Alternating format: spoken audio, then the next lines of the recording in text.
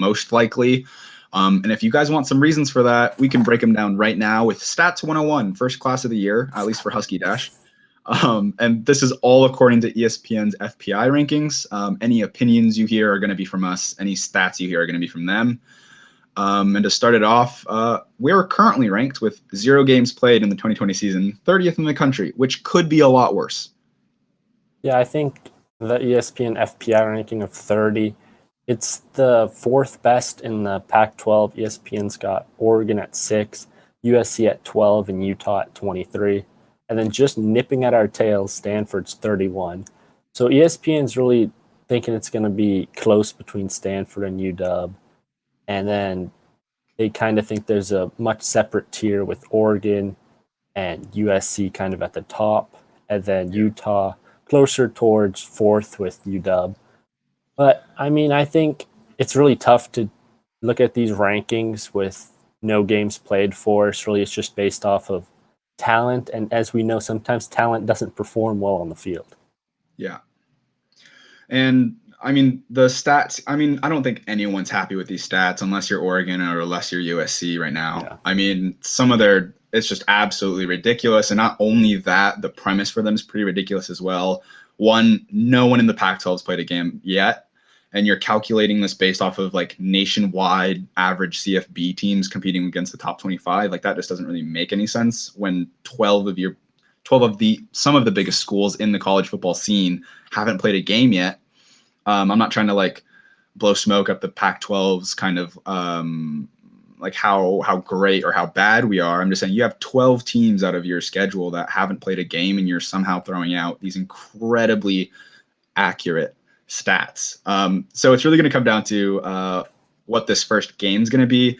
I do think that some of the really interesting stats came in their projected win-loss records. Did you have any thoughts on those?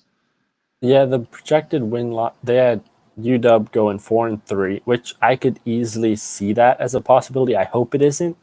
But I mean, looking at it, I'd say Oregon State, Arizona, and Wazoo mark those up as 3 wins. They then Cal, Stanford, Oregon, those could easily be losses. And then the wild card would then be a win. So I could easily see that as being the record, depending on how the new offense works here at Washington and the losses on the defense with Joe Tryon and Levi Onwuzurike.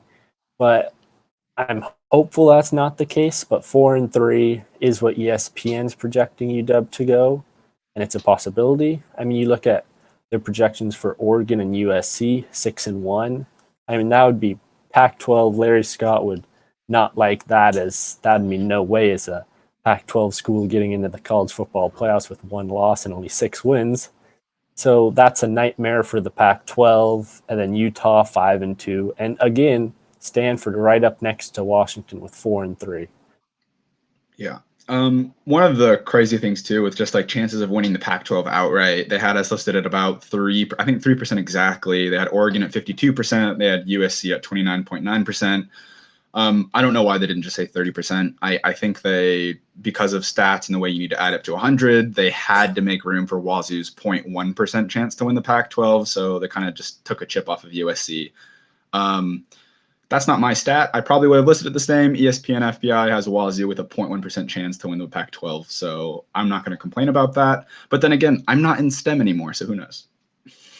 Yeah, it's tough figuring out the statistics. The 3% is, I'd say, really low. I would put UW up more. I mean, not like 20% or anything like that, but maybe 10%, maybe up towards where Utah is at 9%. Just because UW has great coaching. UW has some really great talent. It's just a matter of them performing on the field up to expectations, I feel. Yeah, and like if you think about it, if you're like breaking down all the stats, I think it comes out to be about 8.3% if you split it up amongst all 12 teams equally. And so you're looking at us being almost 5.5% down off of what should be like the statistical average or median. I mean, again, I'm not in STEM, so I don't know. So I mean, I at least would have liked to see something closer to the upper like single digits, maybe 8, maybe 9, possibly 10 plus. But just getting a 3% listing there for a chance of winning the Pac-12 just honestly feels like a slight. Like that hurts ESPN. Like, Yeah.